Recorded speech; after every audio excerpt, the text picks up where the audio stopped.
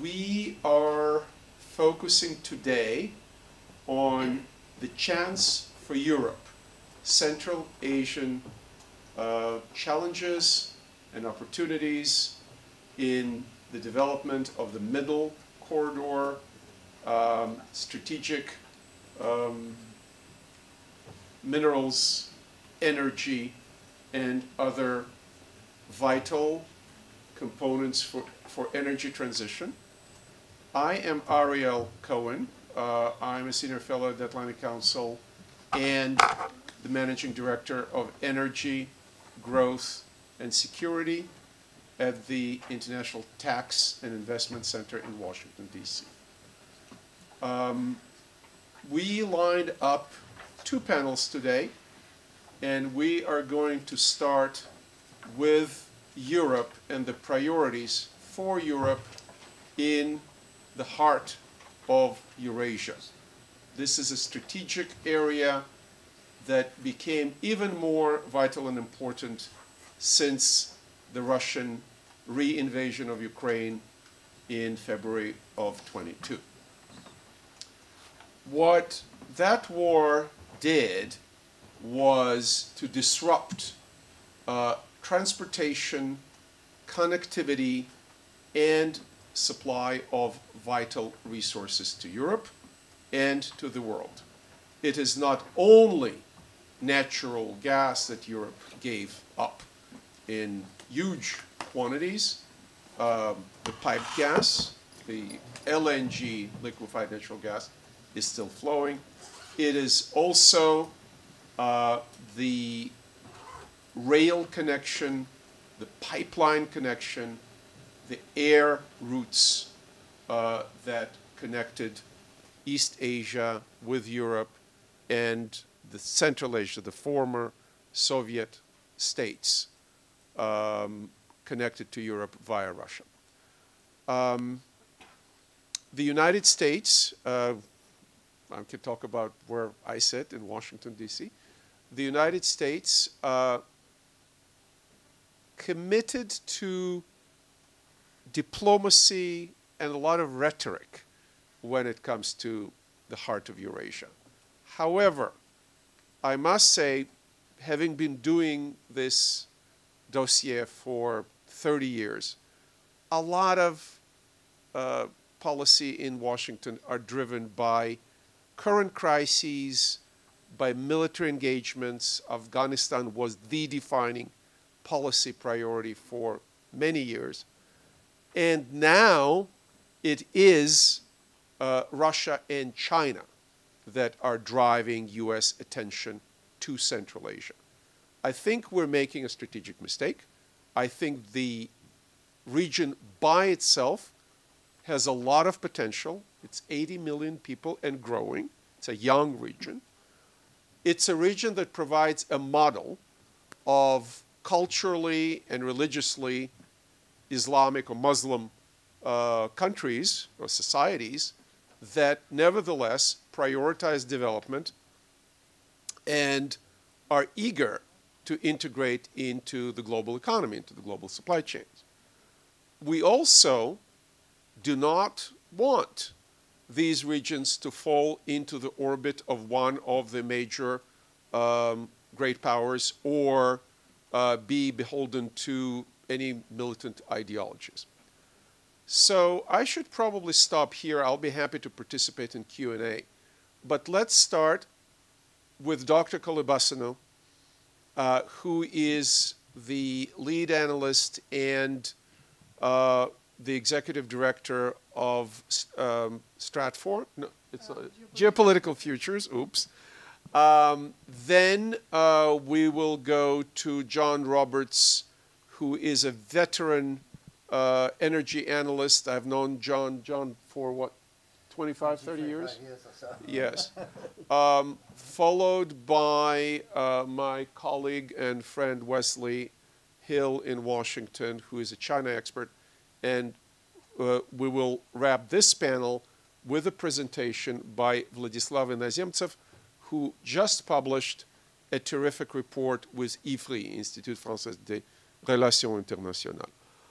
So this is a substantive panel, and hold your questions till the end of the panel, and off we go. Please. Thank you very much. Is this working? I hope so. Okay. Thank you very much, first of all, for having me here, and thank you for the support in having me here, because those are two different things. So for organizing this very useful event, in the sense that we do need to get to discuss seriously about Central Asia in the sense of opportunities, and not only in the sense of challenges, because obviously we did have a lot of challenges, as Ariel put it, coming from Central Asia, which is the core borderland of Eurasia and has been so for centuries. And most recently, Afghanistan was a point in case for that. However, because of the trade flows have shifted, and because we no longer have the Northern Corridor operational because of Russia reinvading Ukraine, we do need to think about the Middle Corridor, not only in the sense of investing in new infrastructure, new roads, new railroads, but also in investing in the sense of connections with the countries in Central Asia, bearing in mind the growing influence of China and the constant influence of Russia on the Central Asian countries that were part of the USSR. And obviously the linkages are there and they may be exploited. So Central Asia is becoming a new borderland for us, in the sense of us looking in the West, us looking for gaining influence, and in the sense of us dealing with the problems that Central Asia has. Now, from an European perspective, because this is what I was called upon to do, of course, we are all familiar about on what the EU as an international organization is saying about Central Asia. I would like to highlight how the European member states are dealing with the region, and in particular the three main developed economies, the founders of the EU also, and the most important voices, I would say, in the EU on the topic of Central Asia today. So first of all, Germany. You are likely aware that Germany is the only EU member that has embassies in all Central Asian countries, which is important considering the people-to-people, the contacts, relationships, and the understanding of the area and the very details of it. However, Germany has its own problems, internal problems that we are currently seeing very much on the news. And Germany has a major interest in keeping the main links with Asia growing. So it comes from both sides. The problems, the internal problems, are tied to the German economic power in Eurasia with and in its relationship towards China in particular and Asia in general. That basically drives the German interest, but also limits the German interest in the sense of the money available for growing power into the region and the money available for investing into the region. Now, with regards to what exactly is Germany after, we are currently have some position papers. We have political support, and we have Kazakhstan coming as the main country where Germany is focusing on, particularly on energy, but I will not go into the details here. Because obviously John is going to say a lot more on this. Now, the second country of importance is also related to its power into the region with regards to China, but not only is France. So France has been tried to position itself in a more geopolitical standpoint than geoeconomic standpoint, meaning that France is trying to keep up the discourse on political influence. And there are two main countries that France regards as strategic for now in the region, main countries also for its economic interest in the region. That is Kazakhstan and Uzbekistan, mainly because, as we all know, 70% of the French energy consumption is currently supported by nuclear, and these two countries have something called uranium. More than this, France has been also very much active in the policing papers related to Central Asia within the European Union. And obviously, the security-wise, France has been posturing, but not necessarily in a hard manner, but also in a soft manner, again, with regards to Central Asia, within NATO and the EU, always supporting the idea that we should be active in that area as alliances. Now, the third country, which is also an interesting point in case, is Italy, that has grown its position in Central Asia with an increase by 30%, I believe, during the last 2 years, with Central Asian economies, and doing so in technology and industrial sectors that are diverse. So Italy does not necessarily focus on one sector or one country. If we do look at the trade flows, we will find that Uzbekistan and Kazakhstan are still on top of the list, but the diversification of Italy is going beyond the energy sector, which basically says and suggests that this is the manner that the Italian economy is supposed to go forward with any EU policy paper on the matter and any EU support project on the matter.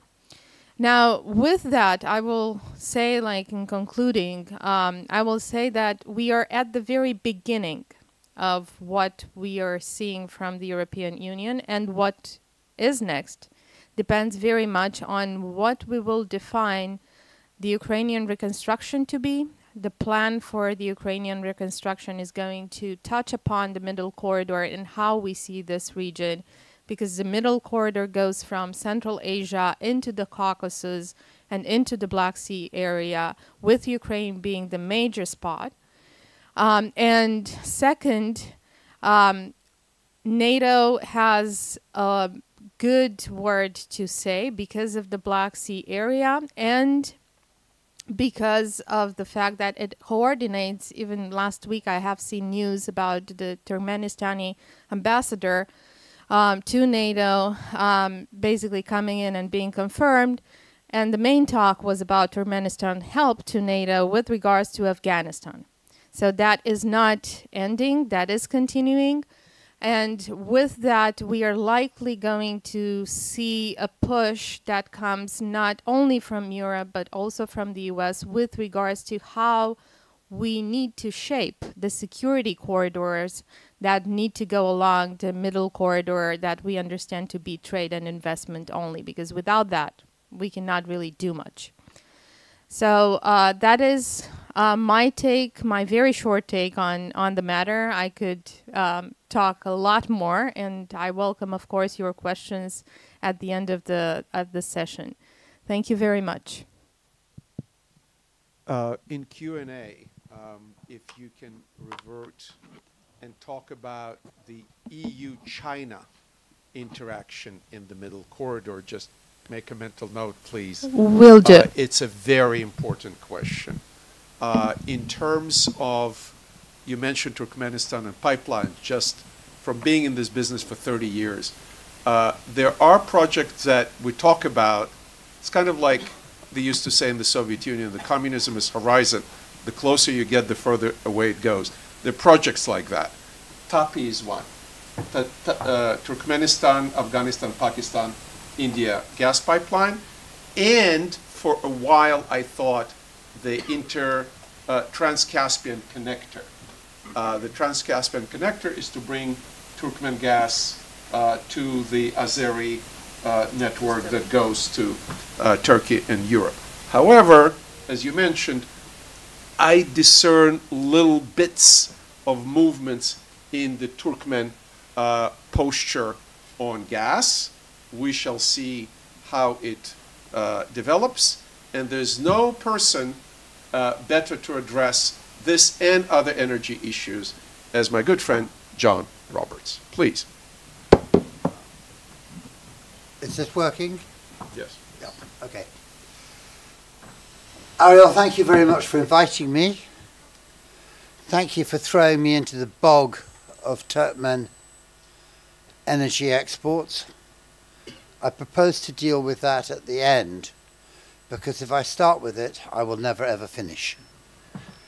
So I'm going to start with a quotation from Vladislav's paper, which is, he wrote, "Working with Kazakhstan and other Central Asian countries to establish alternative routes to the European market through Kazakhstan, the Caspian Sea, Azerbaijan, Georgia and Turkey would help alleviate the problem of Kazakh energy exports in the medium and long term."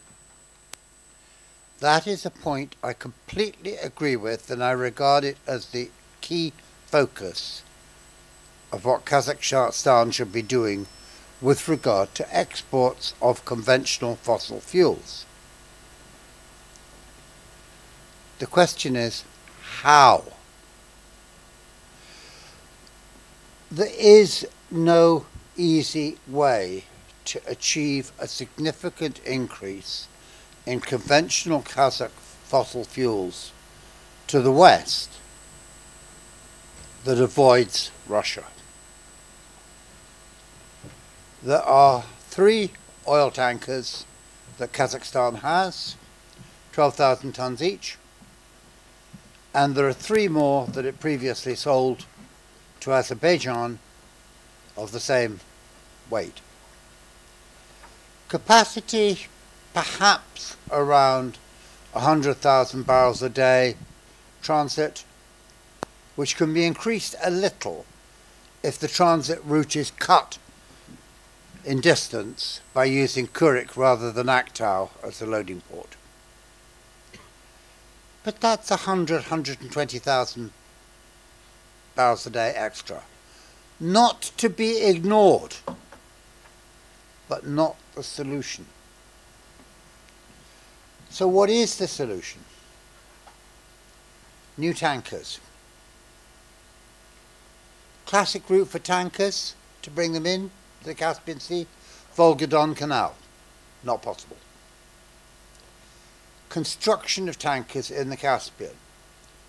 There's a Turkish company that wants to do this, but it reckons it would take 3 years to get tankers of 25,000 tons, twice the size, into commission. Worth bearing in mind, so long as you remember this is not an instant solution, but it is a good long-term solution. What are the prospects of doing something really dramatic, a pipeline? Answer actually pretty good, because there's been a whole load of feasibility studies, so we know what route it would have to take. Except for one problem.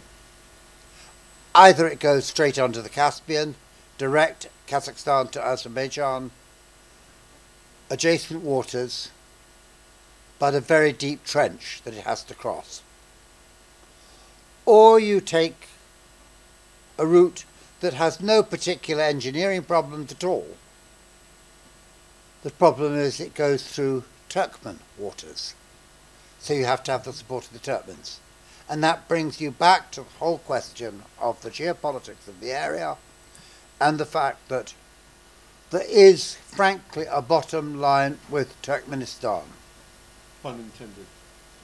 It is very, very nervous about upsetting Moscow. It will not upset Moscow except for a very large project. And if you have a very large project, then you're not thinking about using existing infrastructure. An existing infrastructure could carry 5 BCM of Turkmen gas westwards almost immediately, and 10 to 15 BCM in the next 3 or 4 years, using the existing infrastructure of the Southern Gas Corridor and its planned expansion. But if you're looking for what the Turkmens really want in their heart of hearts, it's a 30 BCM system. And a 30 BCM system basically means you have to create a new Southern Gas Corridor, and the cost of that would be somewhere between 20 and 30 billion euros. And in an age in which you cannot get European financial institutions to pay for large fossil fuel projects, where on earth is the money going to come from? So where does this leave Kazakhstan? I think it means you have to look to what it can do. And what it can do very well is uranium. It can export more uranium. It can encourage nuclear development elsewhere in the world. And maybe, and this is where I go way beyond my expertise, maybe it can start looking itself at small-sized modular nuclear reactors and the development of such reactors abroad. And of course we've got a test program coming up in Romania on that. So nuclear development within Kazakhstan itself might be an important element. Then there's more complicated things, renewables and hydrogen. First of all, renewables in Kazakhstan ought to be encouraged for one overriding purpose: to replace coal as much as possible. Kazakhstan has just signed up to the methane reduction initiative, which is very good, and glad that they have. The question is, how do they start reducing, at this stage don't talk about eliminating, reducing the role of coal in the Kazakh economy? And that can be done to a degree with renewables. Then you come to the really big question, hydrogen. Over the last 2 to 3 years, there have been reports coming out of Kazakhstan of an incredible project costing as much as 50 billion euros to develop hydrogen in the region. The Eurasia project, proposed by a Swedish-German company called Svevind, which is aimed at producing 2 million tons a year of green hydrogen that could be converted to 11 million tons a year of ammonia. And there is physical progress, we are supposed to believe. Last June, no less a person than the German President, Steinmeier, went to the Mangistau region and, as it were, symbolically cut the turf on an enormous area to be used as a solar and wind farm for the project. By enormous, I really mean that. 270,000 square kilometres have been set aside for the project. There's no question that they could produce the solar and wind power necessary. But it's to be water electrolysis. And where's the water going to come from? In a water-short country that is adjacent to the Caspian Sea, which is one of the most delicate ecological systems. And there's the transport issue. Let's say they convert it to ammonia, 11 million tons a year of ammonia, of which approximately, according to this Svevind idea, 1/5 is supposed to go for export. That's 2 million tons a year, and they're looking to export it clearly psychologically to the German market. How in heaven's name do you get there? To remove 1 million tons a year through the Caucasus would require one shipment a day of a 30 rail car special train. The rail cars exist in America, but nowhere else. It doesn't work out. The math doesn't work out, the commerciality doesn't work out, and there are 2 points worth mentioning. Mr. Babek in Germany has said, we do want to import hydrogen, but what we're really looking at is shipping it from places like Australia and Namibia. The Kazakhs, they want to do it by pipeline. And all the comments I made about Turkmenistan apply to the Kazakhs. And the Kazakhs themselves, actually, they are far more sensible than we'd have them believe. Forget the hype, forget the stuff that's been in the paper.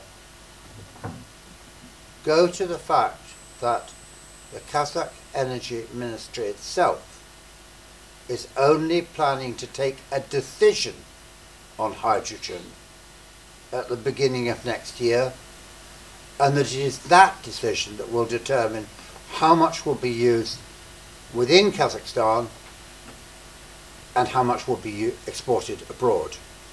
And I'm going to wind up with my last geopolitical point. Kazakhstan needs to think about regional energy opportunities, as do Uzbekistan, as does Turkmenistan. What is the latest agreement we have? That Kazakhstan will help transit Russian gas to Uzbekistan. That Russian gas is actually, almost certainly, going to be Turkmen gas, mediated by Russia. What is going on that you cannot have the neighbouring countries of Kazakhstan, Uzbekistan and Turkmenistan reach an agreement amongst themselves for regional transport of gas to help each other out?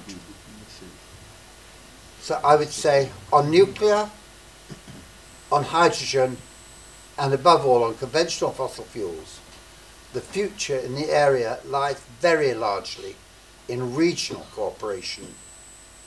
Exports can be increased in fossil fuels a bit, but not for quite some time. But it will take quite some time to get them to be enlarged very significantly. Thank you. Thank you very much, John Roberts, ladies and gentlemen. We are now going to, our technical means allowing, to Dr. Tatiana Mitrova. I would like to have Hello? Hello? Just a second, we need your video.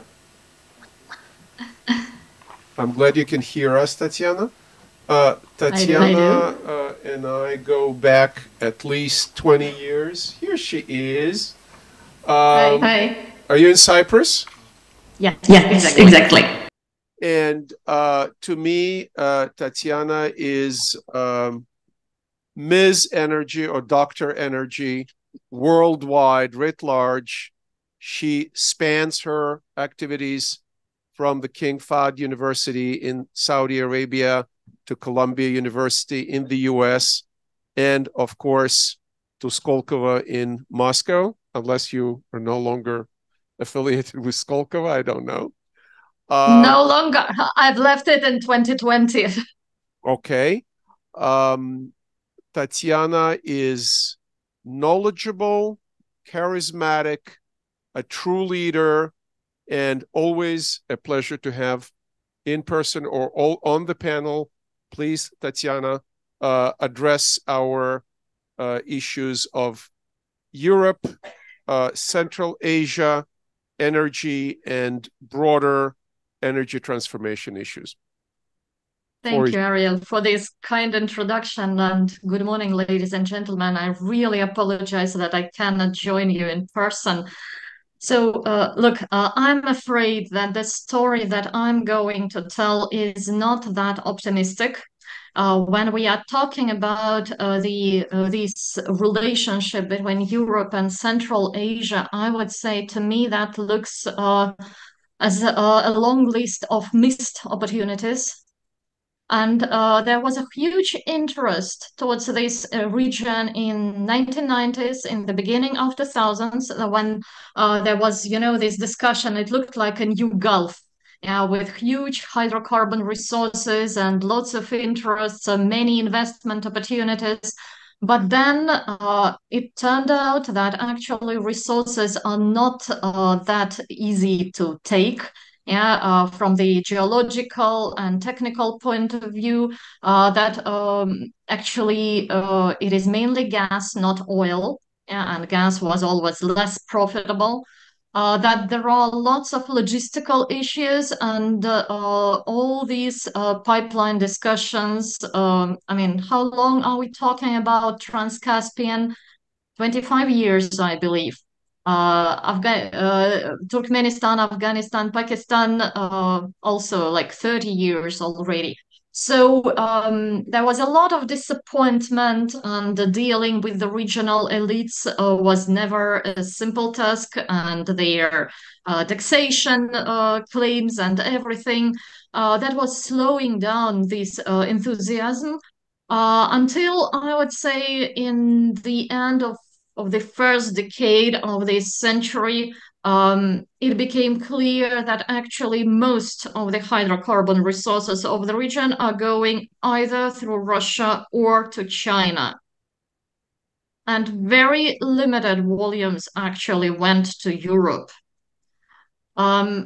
So it marked this change of the attitude. And if you compare even the number of the publications and roundtables and different events focused on Central Asia, there was a real hype before 2009, 2010, and then there was a dramatic reduction of the interest, which I think was actually a big mistake, geopolitical mistake, because now after Russia's invasion of Ukraine, when it became absolutely clear that Central Asian countries should be again on the top list of the European priorities, first of all, in terms of diversification, but more importantly, from the geopolitical point of view, because actually it's the area which Russia regards as its core sphere of influence. Yeah. But now, when you look at the majority of the projects, and John actually very clearly explained that it seems that it's a bit too late already to talk about Trans-Caspian or about any other alternatives with the European Green Deal and all the decarbonization efforts, with the huge wave of the new LNG projects coming on stream globally already by 2026, 2027. The LNG capacity is expected to increase by 25%. Which means that none of the reasonable investors would go now for any expansion of gas for all these massive investments. John mentioned the scale of the investments with very uncertain outlook for the return of these investments. Even the memorandum of intentions which Azerbaijan signed with the European Union to double capacity by 2027, frankly, when you look at the upstream, when you look at the logistics, it doesn't seem really convincing. And meanwhile, so there are still lots of discussions, as we can see, but very little happens on the ground. And I'm afraid that for hydrocarbons mainly, maybe the time is gone. But nevertheless, I believe that it's very important for the European Union and for the US to keep the presence in the region and to build up new ties, because otherwise, the processes which we can observe during the last 2 years, this increasing influence of Russia and Iran in the region, this is looking really frightening. So right after the war started, the Central Asian countries, they tried to keep neutral position, but nevertheless expressing, distancing themselves from Russia. Yeah. And when last December, a year ago, Putin has proposed this triple-side gas consortium, the reaction of Kazakhstan and Uzbekistan was extremely negative and skeptical. It took just half a year to change this attitude. And now, in the beginning of October, on birthday of Putin, they've started supplies from Russia through Kazakhstan to Uzbekistan. Yeah, these are small volumes, less than 3 billion cubic meters, but they are discussing the growth schedule for these volumes, and they are discussing the potential transit of Russian gas through Kazakhstan and Uzbekistan to China. And it is, for me, that looks like an alarming signal. So Russia, at the same time, Russia was supplying gas to Azerbaijan. This deal was stopped, but nevertheless, I expect that there are quite high chances for its restoration. Azerbaijan is providing for Russia corridor to Iran. Azerbaijan is receiving Turkmenian gas through Iran. And this Russia-Iranian axis, this corridor north-south, it is really expanding. And this is something to keep in mind when we are talking about the other corridors which were mentioned in the first part of this discussion. Because for Russia and Iran, it's like an existential threat. It's the matter of their survival and the matter of their budget revenues. So they are really working hard using all the means possible and impossible in order to get support from the regional elites, sometimes by pressing on them, blackmailing them, providing money, helping them to solve their severe energy seasonal deficits. All countries of the region in wintertime face enormous problems with the energy supplies because all the electricity and heat supply networks are very outdated. Gas production is actually not sufficient for this seasonal swing. And here Russia comes with its proposal to supply gas at really acceptable price. So you see, it is a very, very complicated part of the world. And if European companies, US companies, governments are not participating there, it will be Russia, Iran, and of course China, which will increase their presence and influence there. When it comes to the energy transition, and it's probably the last thesis that I want to make, I mean, these countries have inherited from the Soviet Union a very energy intensive structure of their economies, extremely low level of the energy efficiency. It's like energy intensity is 3 times higher than the global average and very, very outdated infrastructure. So when we are talking about hydrogen or electricity storage, solar, wind, these all things are really important. But in my understanding, the most important source of additional energy and carbon emission reduction for the region is very simple energy efficiency. Lowest hanging fruit, really available with minor investments. And this is something where the West, let's put it this way, could really help a lot. It will be problematic, like in all the former Soviet Union republics, which historically have low subsidized energy prices, which means that promoting energy efficiency is difficult because each time you try to raise price, you face social unrest. Remember the events in Kazakhstan in the beginning of 2022, which were driven by rather modest increase in the prices for compressed gas. So it will not be an easy path, but this is like an obvious, the most reasonable first step for energy transition. Start with the most simple things. While, of course, all this fancy and attractive, technologically complicated stuff with the new energy technologies should also develop, again, with the support of the Western businesses and Western funding. So I'll stop on that. Thank you for your attention, but I hope that I've managed to bring my most important message, that we are witnessing the change of the global geopolitical order, and Central Asian region, it is on the front line of this change. It can be destabilized like this overnight, and Russia has expressed already several, how to say, these are not claims, these are not territorial claims, but this brutal aggression against Ukraine, keep in mind that it can be replicated in the other countries of the former Soviet Union. So we have to be extremely cautious with that. Thank you. Thank you, Tatiana. This was terrific as always. And I think one take home from Tatiana's presentation is, one, Russia, Iran, extremely worrisome. I just had an article yesterday in the National Interest as a shameless self-promotion. National Interest is, of course, a magazine of foreign affairs in Washington, on how the relationship between Russia and Israel fell apart over the Hamas attack of October 7th.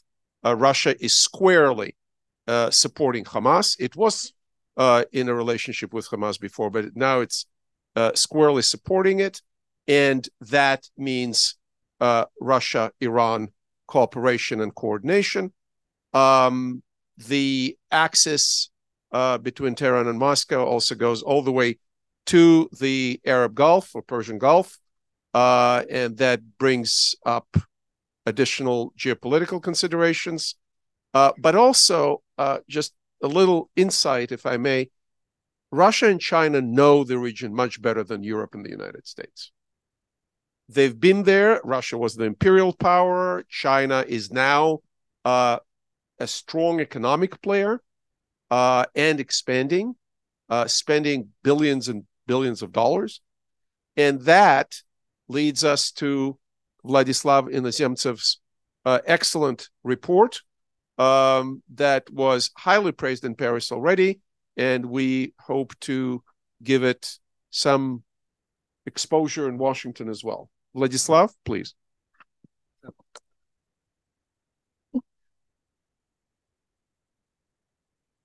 Does it work? Yeah. No. Yes? Yeah? Okay. Thank you so much, Ariel, and thank you all for coming.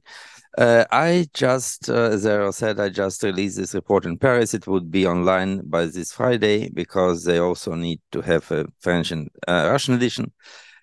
But anyway, what drove me to write it and to analyze the situation in Central Asia was just, the growing geopolitical complexity around the region. Because, as you may know, from the beginning, from the start of the post-Soviet history of Central Asian states, many of them, and most notably Kazakhstan, embarked on the idea of so-called multi-vector policy, which was a beautiful and very effective tool for both political and economic development for around maybe first 20 post-Soviet years.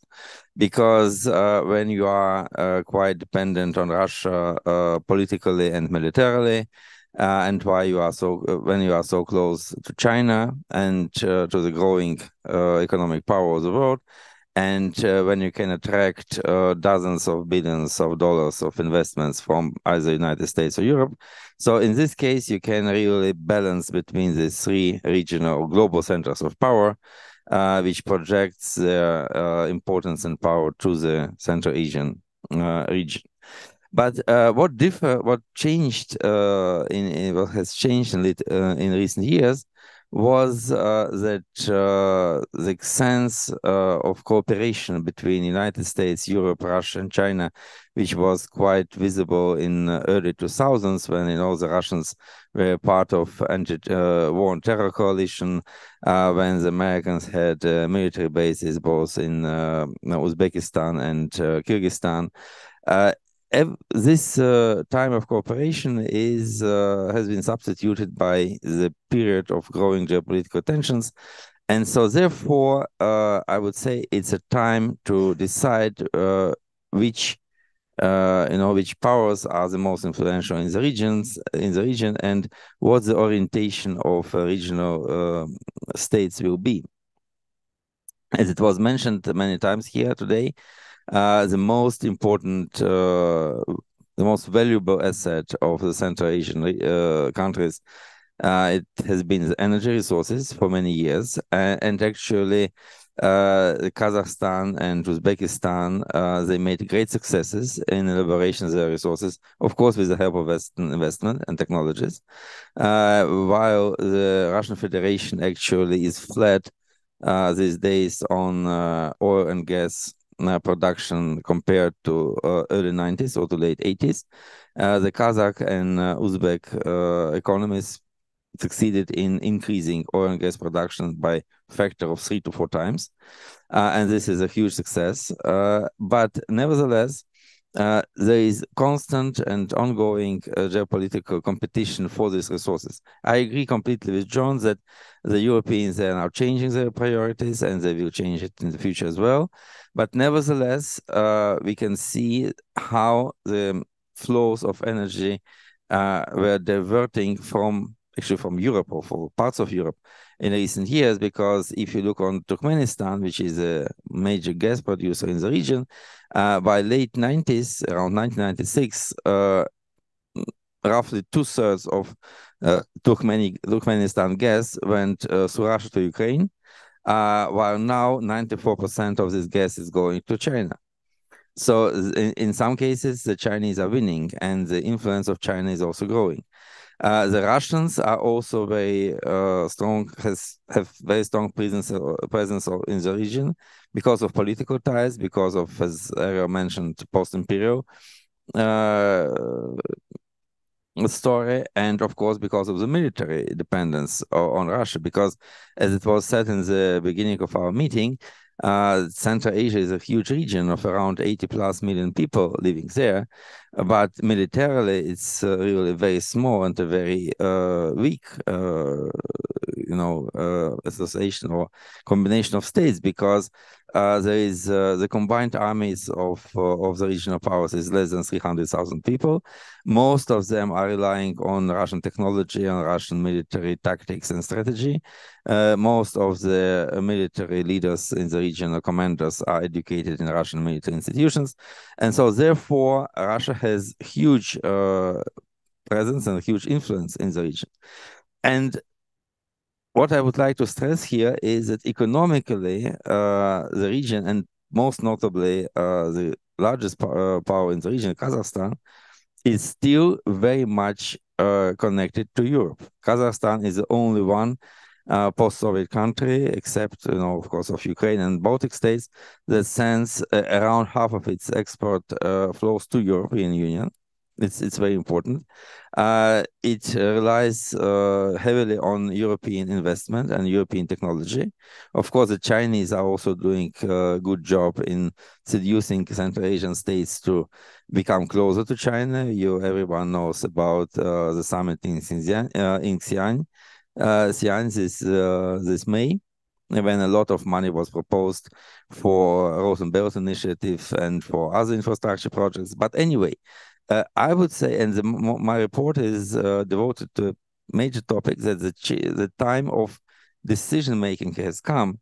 And if the West, collective West, or Europe in particular, wants to have a serious hold on the region, it should be much more active there, because I just this morning I was in the European External Action Service, and I was said that, look, we are doing a lot already, because if one looks on history, when Catherine Ashton was a commissioner for foreign policy in Europe, she visited the region only once during her tenure. When Federica Mogherini took over, she went there twice.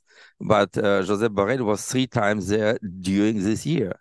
And we all witnessed, the meetings of all Central Asian leaders with President Biden in New York. Then it was mentioned already that Germany is a very important player. The German Chancellor Olaf Scholz welcomed all the 5 in Berlin in September. So there is some kind of dynamics. But the problem is that there are several problems there, because first of all, no one can actually say whether the European Union will be active in the region if Russia expresses more interest and more, I would say, pressure on the regional leaders, because it was, everyone knows that President Macron was in both Astana and Tashkent around 3 weeks ago, proposing the new French initiative in nuclear sphere, in trading of Kazakhstan uranium ore, in producing, projecting nuclear power station in Kazakhstan. But almost immediately thereafter, Putin came there, and there is an ongoing debate about who will actually be responsible for this nuclear power station project in the region. So the competition intensifies, and there is a lot of, the major problem is the problem of whether the West is really committed to engage in the region, while it is preoccupied by the Ukrainian affair and with the Russian aggression in Ukraine. But it seems that Russia has huge intentions to stay there, and maybe there might be some cooperation between Russia and China, might be some competition between Russia and China over the region, but I doubt that these particular issues will disunite Russia and China as 2 dictatorships and put them in some kind of conflict over the region. They will somehow negotiate their own interests and counterpose this interest to the Western ones. So just finishing here about Europe and the West and Central Asia, I would say that without a clear picture of what is at stake, how much it may cost, and what can be achieved in the short and midterm perspective, it's impossible, to elaborate substantial policy vis-a-vis the region. Thank you very much. I think this was a strong tour d'horizon from the European perspective. We touched upon Russia. I already sort of marked China as a topic. We, unfortunately, running a little bit late. Let's do 3 questions, and I'm asking the panelists to keep their answers concise. However, if you didn't have enough of Slava and Dr. Kolebasanu, they will join us on the second panel, which will come after a short break. So who would like to ask questions? Please introduce yourselves and make it a question, not a long comment. Thank you. Sir. Thank you very much. My name is Amir Mamadov. I am former ambassador for to Brussels to the Council of Europe. My question is in fact related to what you have said. Now we see the stalemate in the Ukrainian-Russian front. And of course, apparently the West is insisting that there should be some kind of the deal or ceasefire. And with this said, of course, Russia will concentrate more its attention on Caucasus and Central Asia. This is without doubt. And we have also seen Putin visits to Saudi Arabia and United Arab Emirates, and after that he goes to Iran. Is it also some kind of to get something, South-North Stream interest of Russia, so that to negotiate between the Gulf countries, Iran, so that there could be more possibilities for the South Nord Stream. Thank you very much. Well, this is a huge question that I think we should examine a possibility of having a separate conference about that. But jokes aside, real quick, who would like to start? Well, I didn't want to jump, but any? All right. So we have seen both Saudi Arabia and UAE trying this balancing act, which in my opinion, Prime Minister Netanyahu also tried, didn't work very well for him, of hedging their bets vis-a-vis the United States and keeping open lines of communication to Moscow and Beijing. The Saudis and the Russians have a common interest in the context of OPEC Plus, the expanded OPEC framework, to influence the supply and therefore to game the oil prices. And so far, we saw that with some disagreements, they manage. On the personal level, everybody remembers when President Biden was chiding MBS, Mohammed bin Salman, for a horrible affair of Mr. Khashoggi in Istanbul. Putin and MBS gave each other high fives. Remember that. So on human rights and that kind of stuff, there are no problems between Saudi and Russia.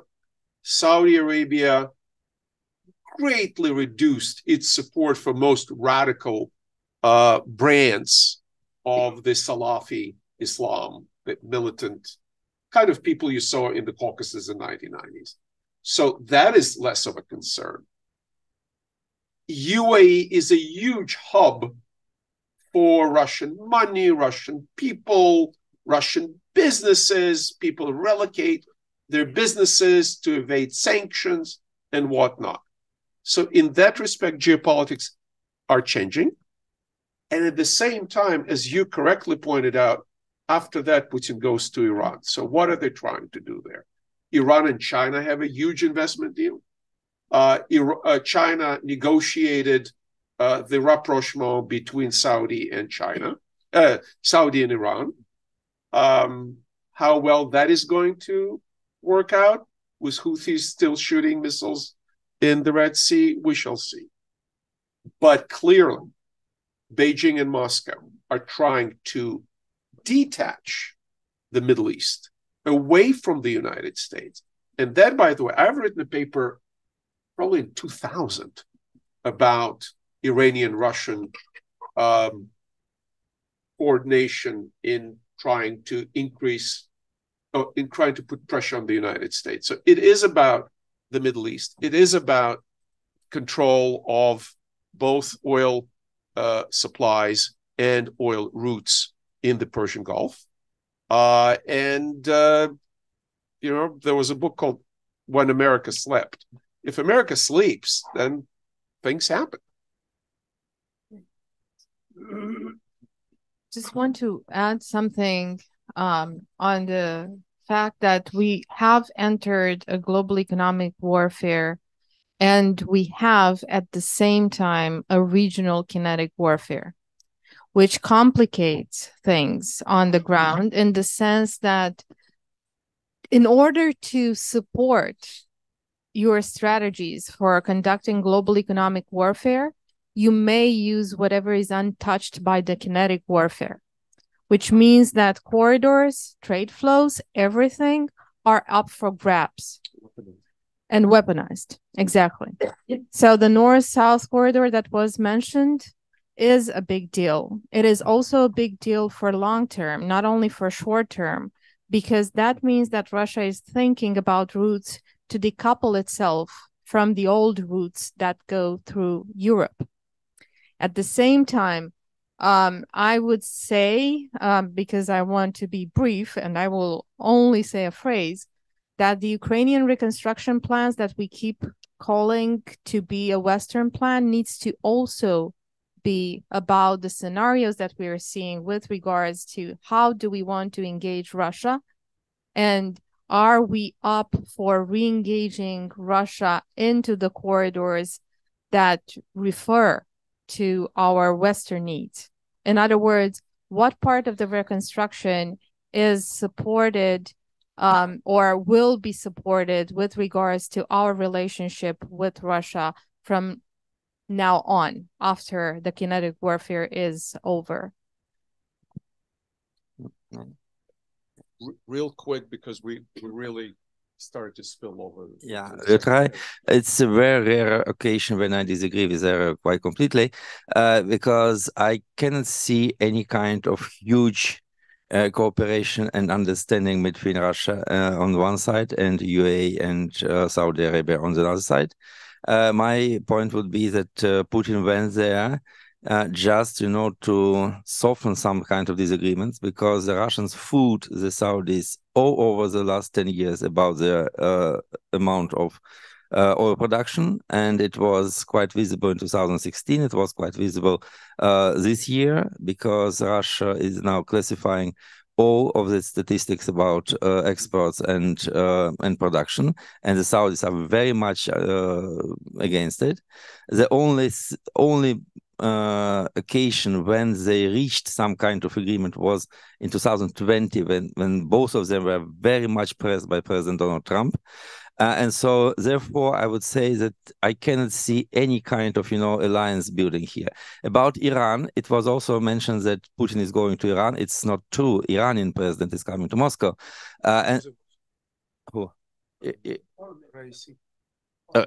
No, Raisi is today in Moscow. And so, therefore, the problem is also reversed. Iranian-Russian relationship are mostly about, I would say, military supplies these days and about military cooperation, because my point would be that to establish a meaningful northeast corridor via Caspian Sea is quite difficult for Russia, because they extremely lacked maritime facilities and port facilities in both Lower Volga and Dagestan.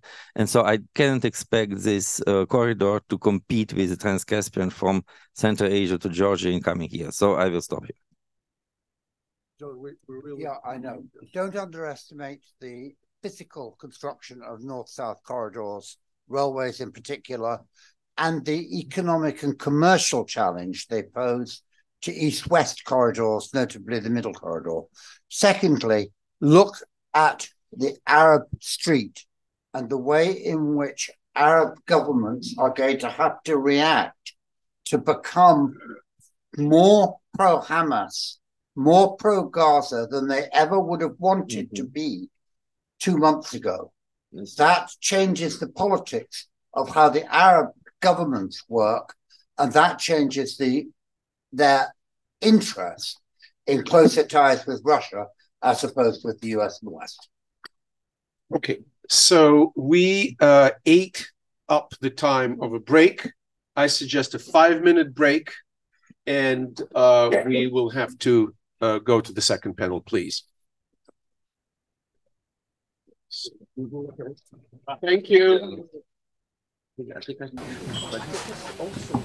Well, ladies and gentlemen, we are up for the second discussion about how Central Asia is seeing the West more than how the West is seeing the Central Asian situation. And because I have here His Excellency Ambassador Abusaidov, who was also the first Deputy Foreign Minister of Kazakhstan and now serving as the head of international programs in the Kazakh Foundation.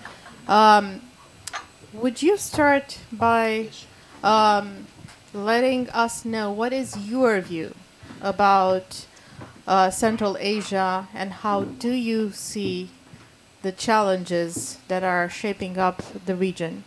Okay, thank you very much. And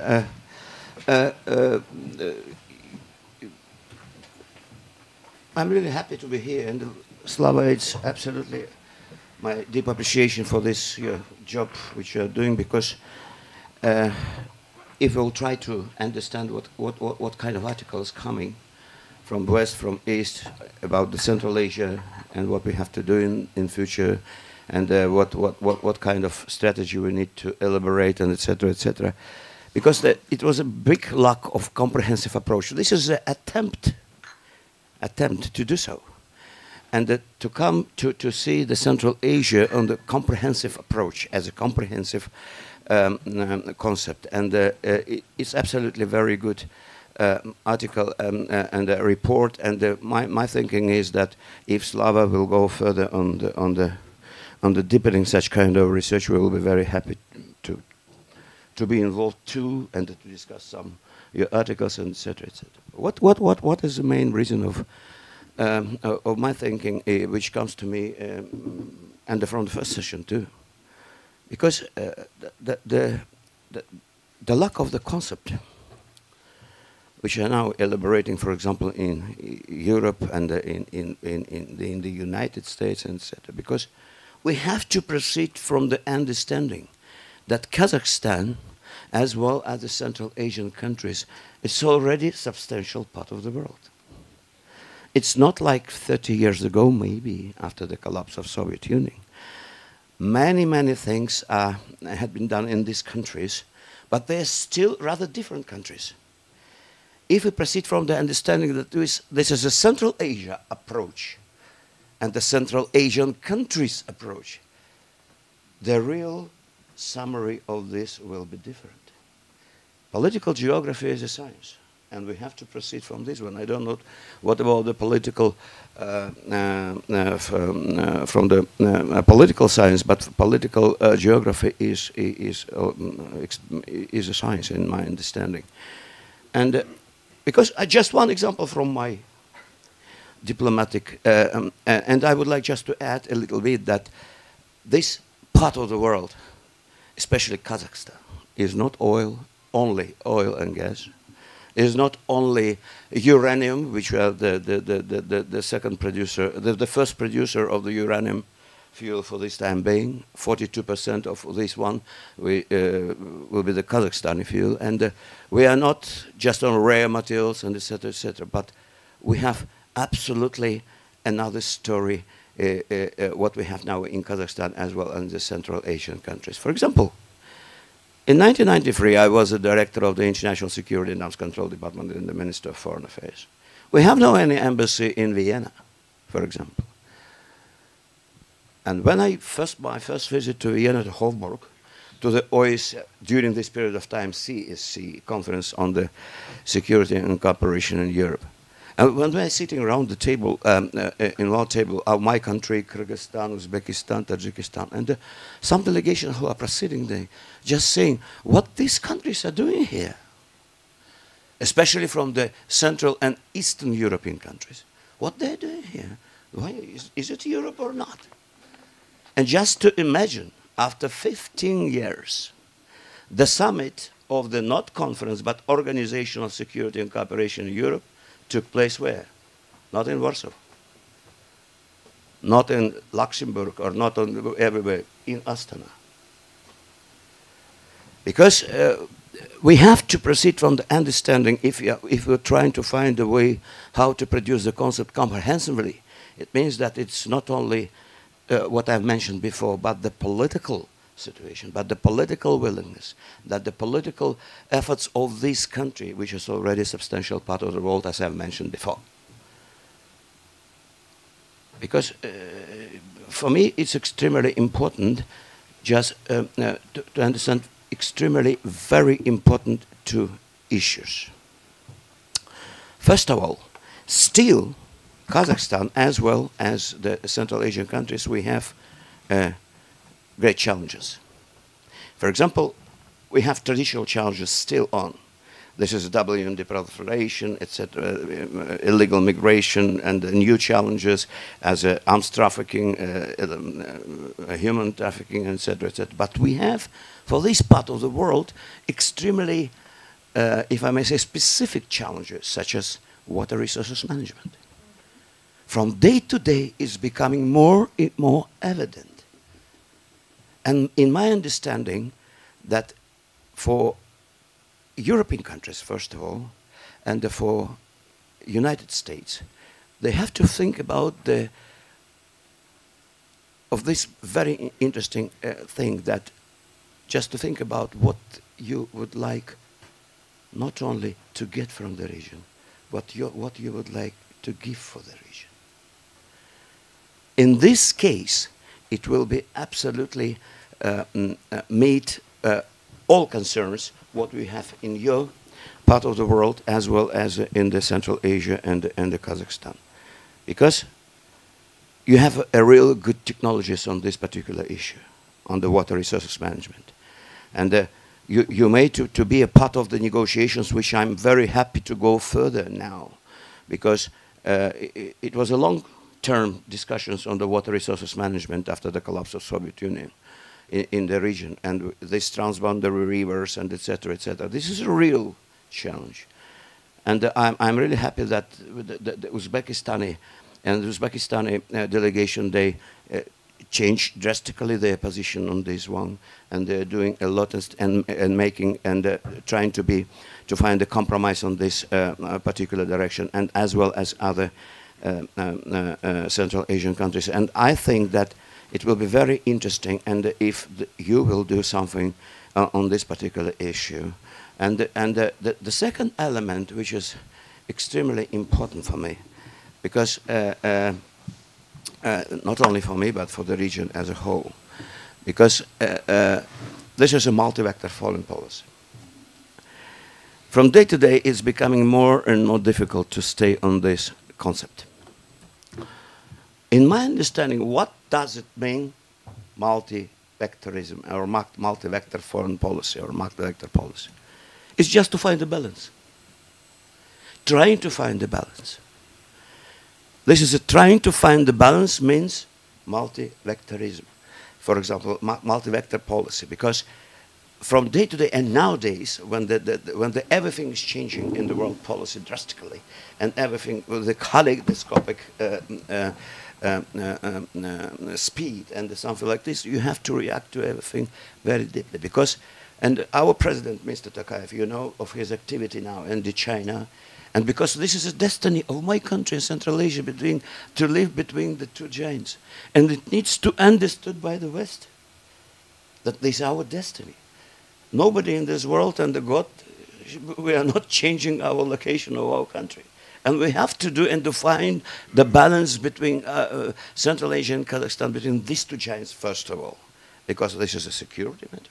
This is the indivisibility of security, if you would like. And for the second part, you have to understand correctly, because, and that's why but it doesn't mean just to find the balance between these two giants. I mean, China and Russia will be successful for my country, for example, for the whole, because we have to find a good balance between European Union and what we did in our past. The whole story of Kazakhstan, this is the same story, and nowadays, but nowadays it's becoming more and more difficult. And my thinking that Tokayev is a very skillful diplomat, and he knows what he is doing, and my thinking that he will do his best. And as you see that it was several meetings, China and his visit to China, to Russia, then after C5+1 meeting in Washington, D.C., and after that the meeting with our German colleagues, and etc., etc. Because, and to find the path, or in many cases loopholes, how to find this balance. This is extremely important for my country, and I hope, and I'm confident that we will do it. The second one, this is just 1 minute, and the last one, if I may, this is a Central Asian Union.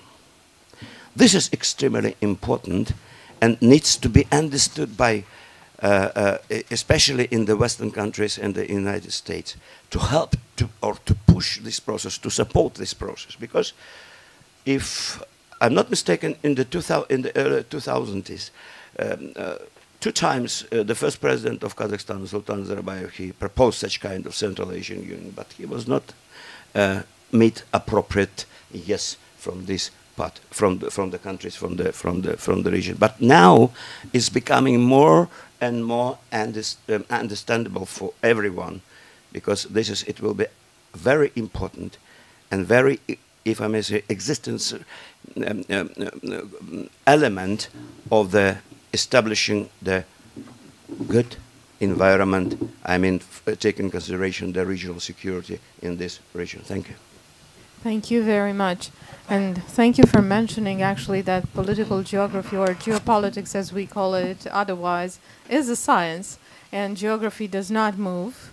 Economic geography is part of this science. This is why we are so obsessed with economy, but pointing out that economy is a social science, we go back to society. Which Excuse me, nothing to do with the geopolitics. I mean political science. Thanks. I don't know political such kind science. Of political science. I don't know what the science is. Okay, okay, that's good. So no politics, no politics on science. Yes. That's it.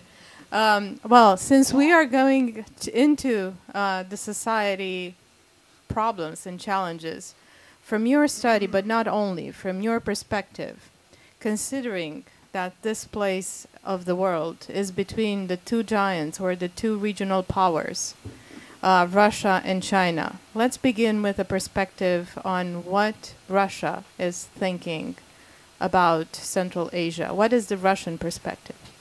Slava. I will try to be very short, and I will start from where the ambassador finished, of a dream of kind of Central Asian Union, because I think it was a good idea. It is largely forgotten, but nevertheless, when we see this year as the 5 leaders of the regional of the Central Asian countries are traveling together to New York and to Berlin, it's a good sign, because for many years it was not such kind of collective meetings with the Western leaders. My point would be that Russia still sees the Central Asia as its own sphere of influence. Russia manipulates with, tries to manipulate with these countries because of kind of post-imperial legacy, of even not territorial claims, but from time to time the Russian leaders and the Russian deputies and other political figures are talking about,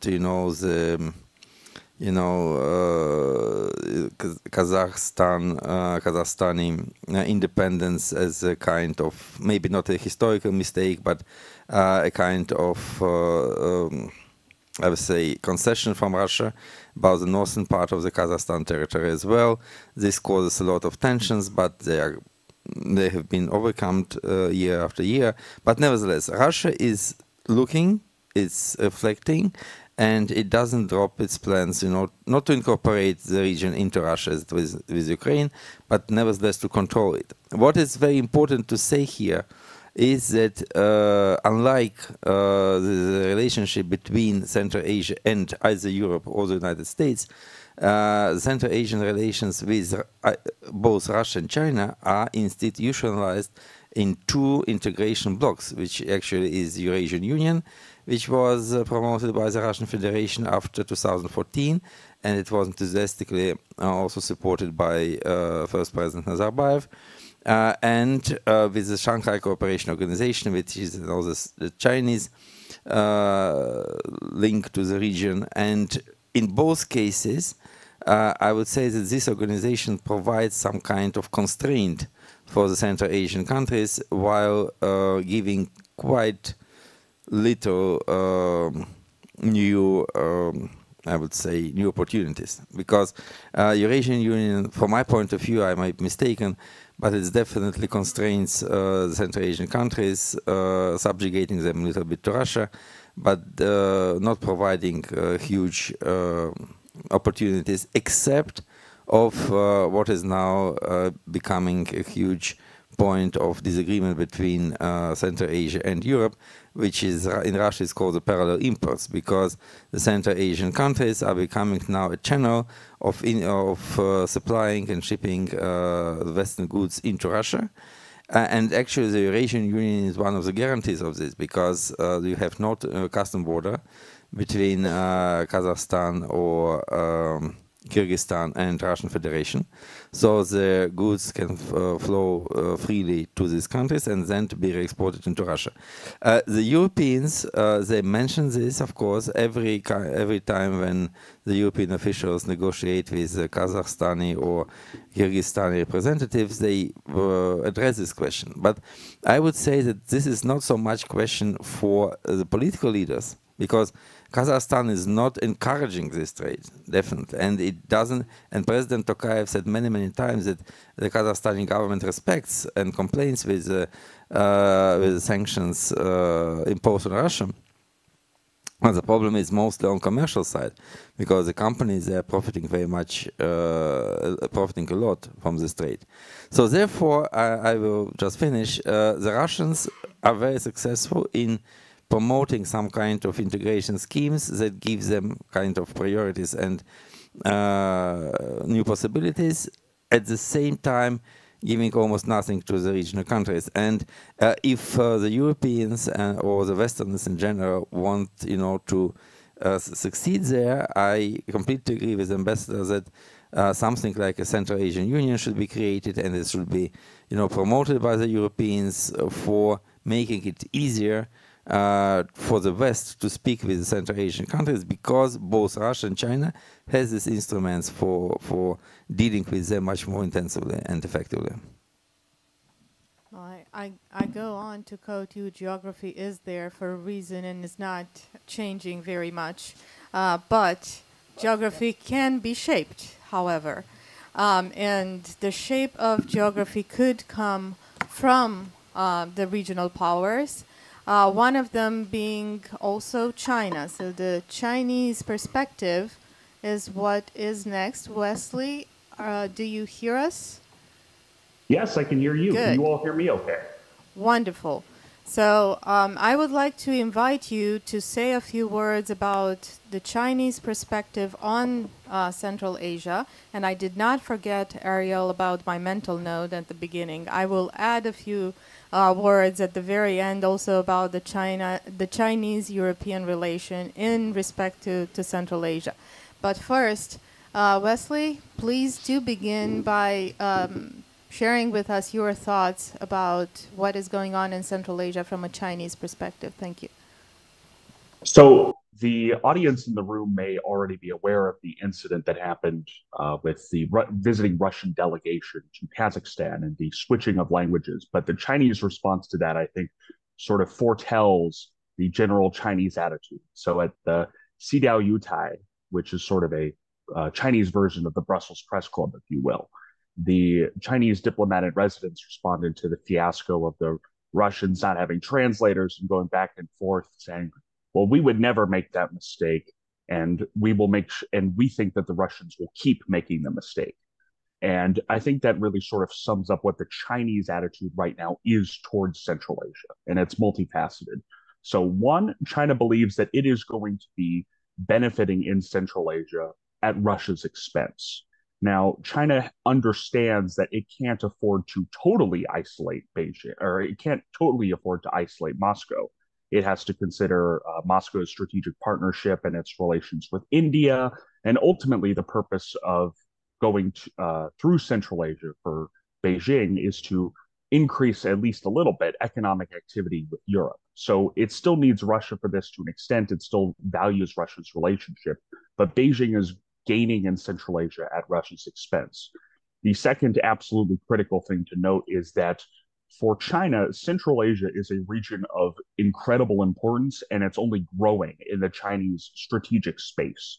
So many people forget, but the Belt and Road Initiative was launched in Central Asia. It was launched in Kazakhstan. Belt and Road 2.0, after the 14th five-year plan, was also relaunched in Central Asia.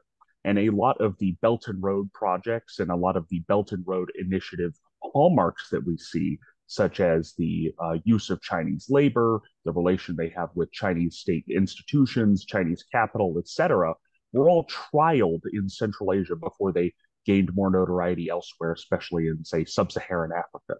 So for China, Central Asia is an incredibly important strategic space, and it's only growing. Now, the important there are several important structural factors that need to be accounted for. So China has a geographic advantage vis-a-vis the West, at least, in dealing with Central Asia. China is a massive market. It's right next door. China is always going to be there. There's always going to be some sort of economic relationship between China and Central Asia, and it is banking on that. And this is something that the West needs to acknowledge, but it also needs to be careful of.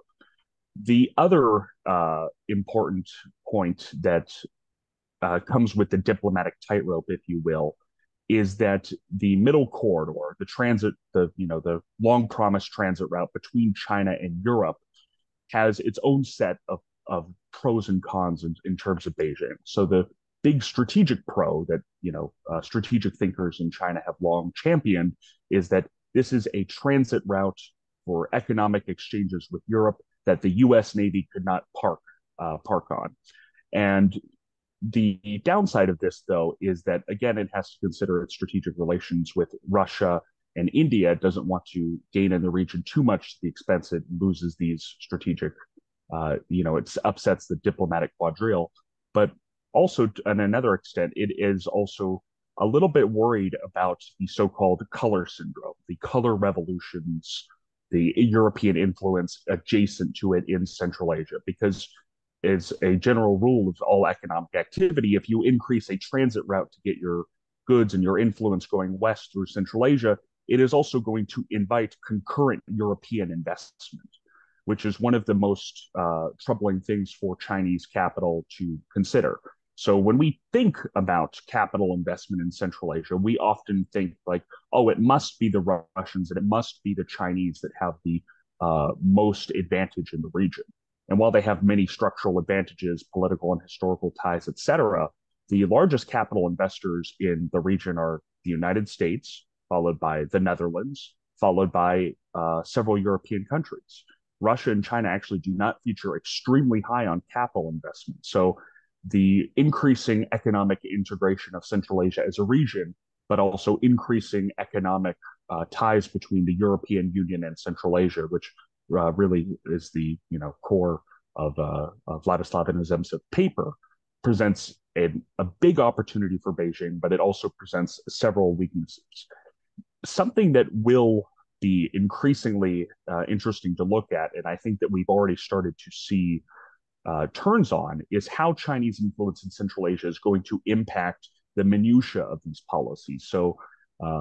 So to hopefully generate some lively debate, I'm actually going to disagree with part of the first panel about their assessment of Turkmenistan and the likelihood of Turkmen gas and increase Turkmen hydrocarbons onto the open market. Because yes, while it is true there are these incredible disagreements, there are problems with Russia, there's the problem of either going through Afghanistan, Pakistan, Iran, across the Caspian to Azerbaijan, all of these obstacles. The big incentive now seems to be that China seems to be fairly okay with it, based on what it was signaling, based on what came out of the meetings in Xi'an and then later in Beijing between the Central Asian leaders and the Chinese leadership.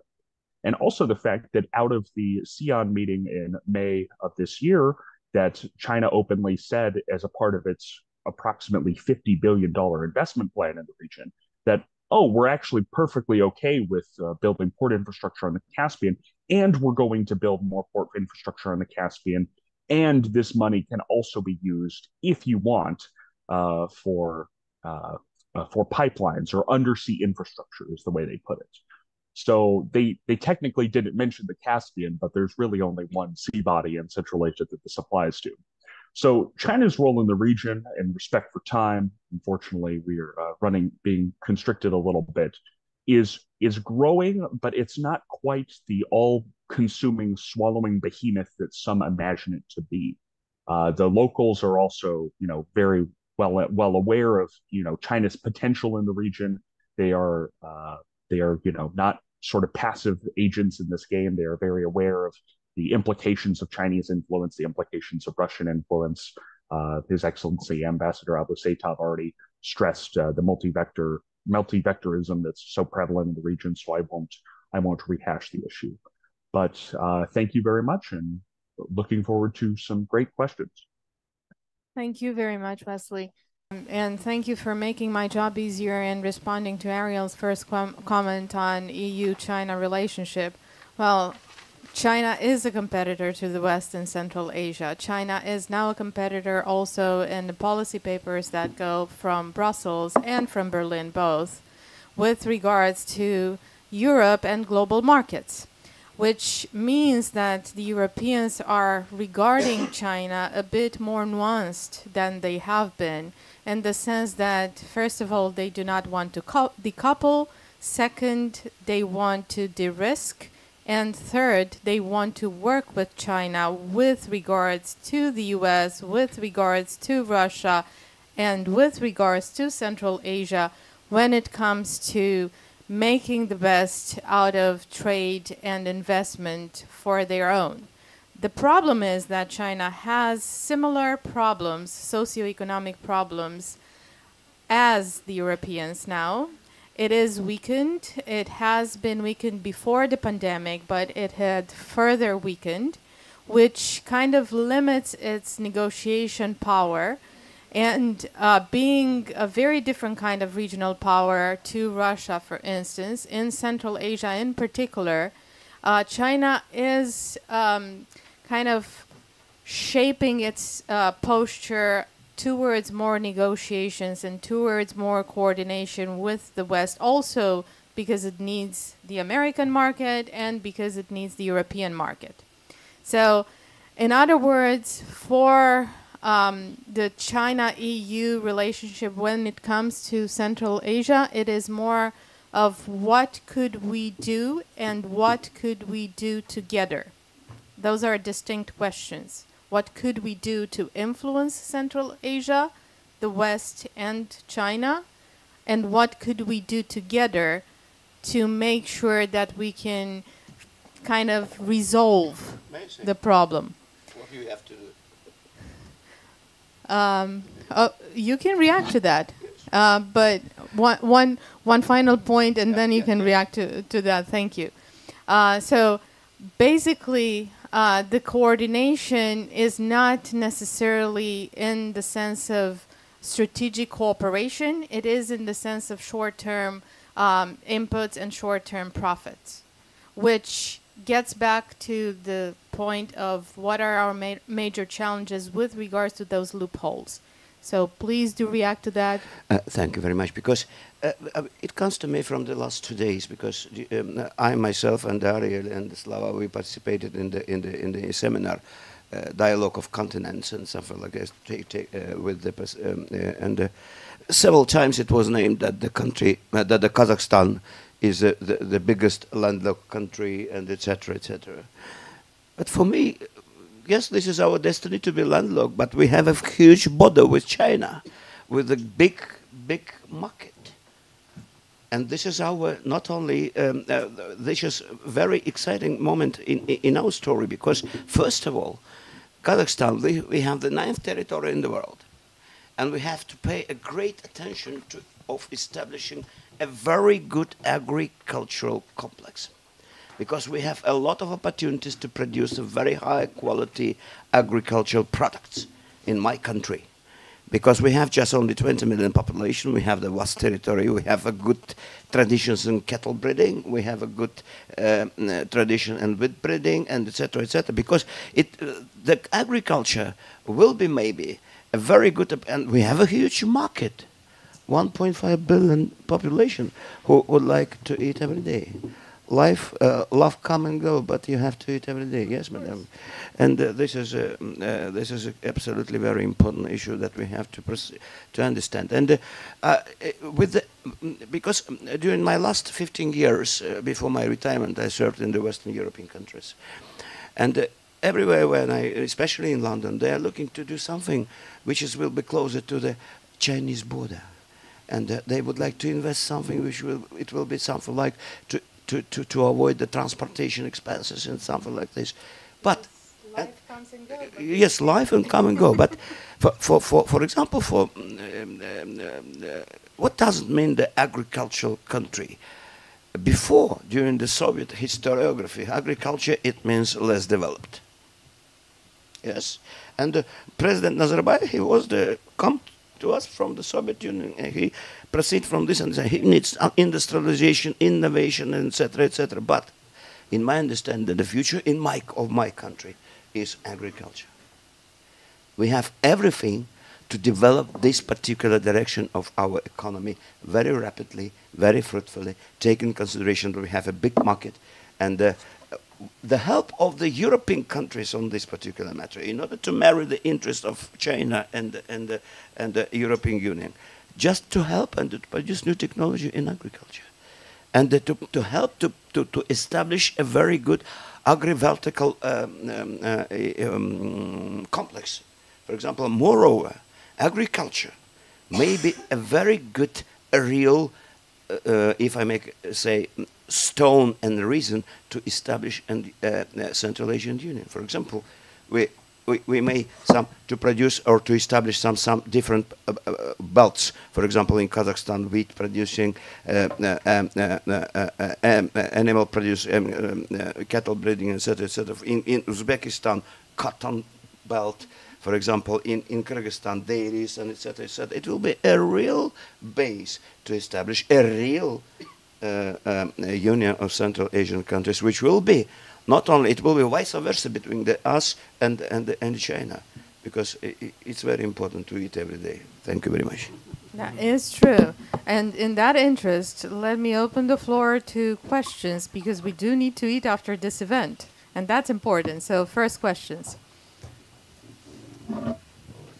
It's working. It's actually two basic quick observations.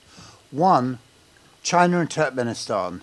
Very interesting that the actual gas development had been much slower than was expected, given that they had promised back in 2012 that by 2016 they'd have 40 BCM of exports going to China. And in fact, they are just struggling at the moment to get up to about 35.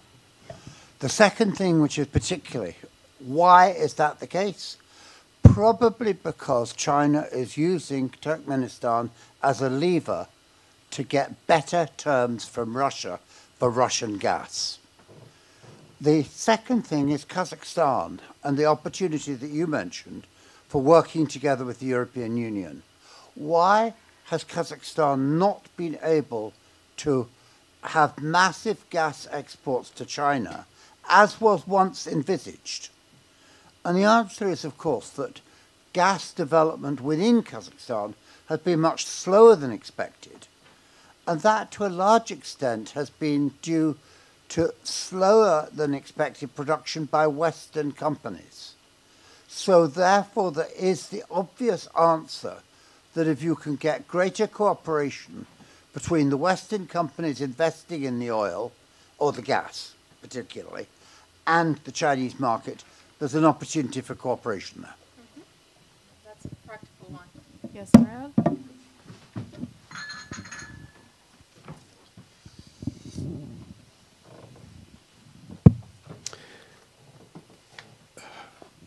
As I'm listening to these very substantive presentations, one thing that is crossing my mind is that security is driving a lot of interest and a lot of investment priorities. Yes, in the 90s, it was an opportunity. There was negative security in the sense that the Soviet umbrella then collapsed. But today, in order to have safety and security for Western investments, Western security engagement in that region has, in my opinion, and I would welcome everybody's opinions, but especially Ambassador Abu Saitov's, that for Europe and the United States to be engaged in the region, we need we cannot replace Russia, but we need to be a participant on equal footing in terms of, for example, security and military education, which is now 100% in the hands of Russia. We probably need to examine what is possible in terms of military sales and cooperation in the development of the local military industrial production, because everything that Kazakhstan and others produce is probably a generation or two behind in terms of quality of technology, but B is 90+% dominated by Moscow, and we need to establish ourselves. By we I mean both Europe and Western Europe and the United States, to establish ourselves as partners for these countries in these spheres. What do you think? We'll take the next question and then we'll get answers rolling. I'm sorry for second time asking the question. You mentioned Central Asia and Europe cooperation, but there is another setting like where Azerbaijan and Turkey is Turkic States Union. Apparently, neither Russia nor the West is very much show interest, at least interest in this cooperation. What do you think about this Turkic States and Europe cooperation, or maybe China also? Thank you. So in the interest of time, please. I would like just to say that many experts are saying or writing that this is a smile of the red Kipling's great game. Backing to the Central Asia, you have to be prepared to have 1, 2, 3, 4, 5. Yes, maybe so. But today it is not the option that this great game will be back to this particular part of the world. Because of many things. And I'll try in my first intervention to clarify why. The second element, yes, we military direction is how to say it, because it's delicate issue, but not only military, but we know and we proceed from the understanding of the indivisibility of security, of the levels of the all dimensions of security, and that's why it shouldn't just on the military direction. This is maybe, I don't know, because of Ukraine or something like this, I don't know. But my thinking is that we have to develop our relations in the out to produce our strategy in the field and the concept in the security and regional security, trying to be based fully on the principle of indivisibility of security, and try to if I may say so, to develop all dimensions of security parallelly. This is one. And this if I may say so, cooperation with particular three dimensions needs to be balanced, I think. Okay. I know Wesley is still with us, and if you'd like to comment on Turkmenistan China dimension, because you raised it. Yes, I would love to. So I actually think that the question dovetails quite nicely into a dynamic that you yourself, Dr. Kalabasnu, hinted at, and that's that Chinese domestic policy and Chinese weaknesses will have big reverberations in Central Asia. So when China and Turkmenistan originally penned their big gas deal back in, 2011, and China promised Turkmenistan essentially, we will always buy all of the gas you can ever imagine, it was operating under the 11th five-year plan. And then the next 5-year plan comes along and China decides, we're actually going to liberalize gas prices. We're going to float gas prices. And this will hopefully get rid of coal power in China for various reasons. No more local competition or fixed prices for industrial manufacturers from state consumers. All of these reforms came around, and suddenly China, this massive market just by quantity alone, was no longer as reliable for Turkmenistan, because a lot of the state guardrails that China had promised during the negotiations fell away. And recently those have come back. China's making similar promises again. Some of those guardrails were subsequently reintroduced in the 14th five-year plan and are still being floated around, especially since China's state council is less and less important in economic policy. So China's weakness and China's economic mismanagement, or just benign changes, are going to have massive ripple impacts in Central Asia. And the lesson of Turkmenistan I think is also very keenly felt in the region, that just because China says it's going to do X doesn't mean it's always going to do it, or it doesn't mean it's going to be able to do it. Thank you. Turkey? And I would like just to try to reflect on your questions on the Turkey, and because it's obvious that we have to do so. It's without any saying that, because this is of course the destiny of our countries to do so, and I think that the Turkic direction in the multi-vector policy of my country, for example, and as well maybe in the Central Asian countries, is absolutely very extremely important. And you know about this, and we do a lot. And President Tokayev, he visited and participated in many events of the Turkic community, and to do everything in order to strengthen this particular direction. This is the one part, very important part, of the multi-vector policy, and how to preserve and to reflect the challenges to the regional security thing. Thank you. And in the interest of time, we'll take one round of questions. So two questions here. Yep. Sure. Thanks. I'll speak up. Yeah, but Wesley also needs to hear. Okay. Sorry. One for the former ambassador, one for Vladislav.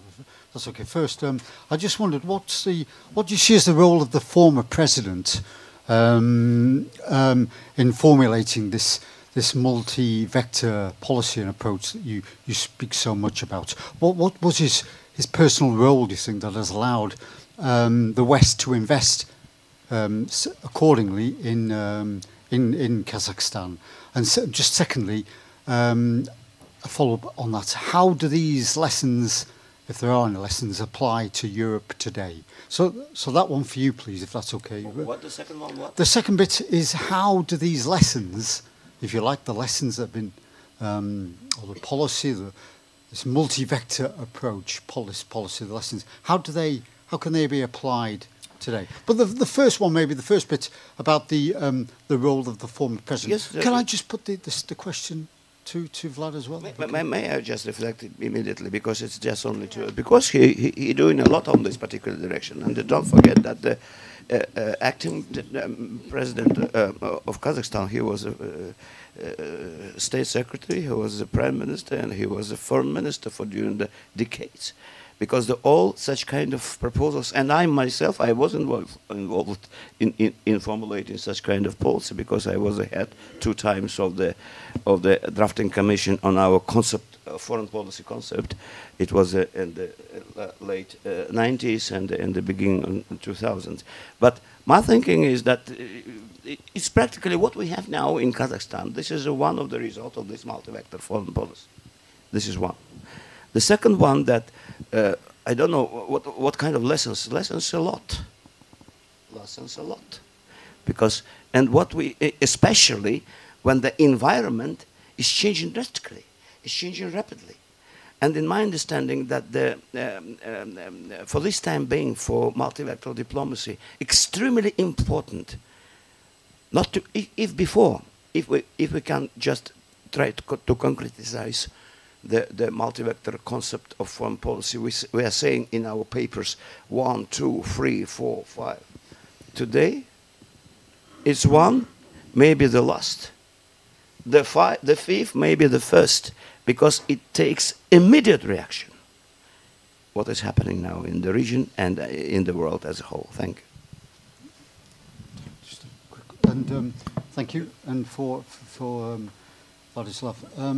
I just wondered, what do you see as the strategic threats to the continued and further EU development within Central Asia? What do you see as briefly sort of the threats that may exist to say in terms of say economic, transportation, investment, security? What are the threats to the continued development of the relationship between Central Asian states, including Kazakhstan, and Central Asia, please? Just briefly, please. I think that Mr. Roberts elaborated this issue quite well.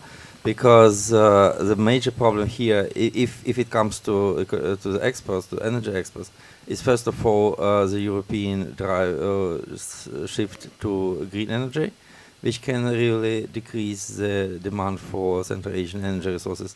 And the second point is, of course, the Russian monopoly on the transit, which is quite strong today, because around 90% of Kazakhstani oil goes to any Western markets through the Russian territory. And there is, as Mr. Roberts said, there is no visible alternative to this in coming years. So I think that, of course, the Russian political factors, they are the most, they can endanger the most the cooperation between Europe and Central Asia. And of course, the second point would be how much attention the Europeans will pay to this avoidance and to bypassing of sanctions, and because this topic is also quite, quite important and quite visible today. So it's a choice for the Europeans. What do they value most? The geopolitical presence there, or some kind of, quite, I would say, maybe not so much important, but definitely temporary existing problems. With that, I'm sorry, but we will be around here, so we will take questions at lunch or coffee. We will be in that room. Ariel is pointing towards the coffee machine, so beyond the coffee machine. Therefore, we will be available to answer questions. Unfortunately, we have to end it here for the next event to be able to start here. And thank you very much for being with us and supporting our organizations. The people behind that have tapped on all the time. Thank you. Thank you very much. Thank you very much. It was. Thank you.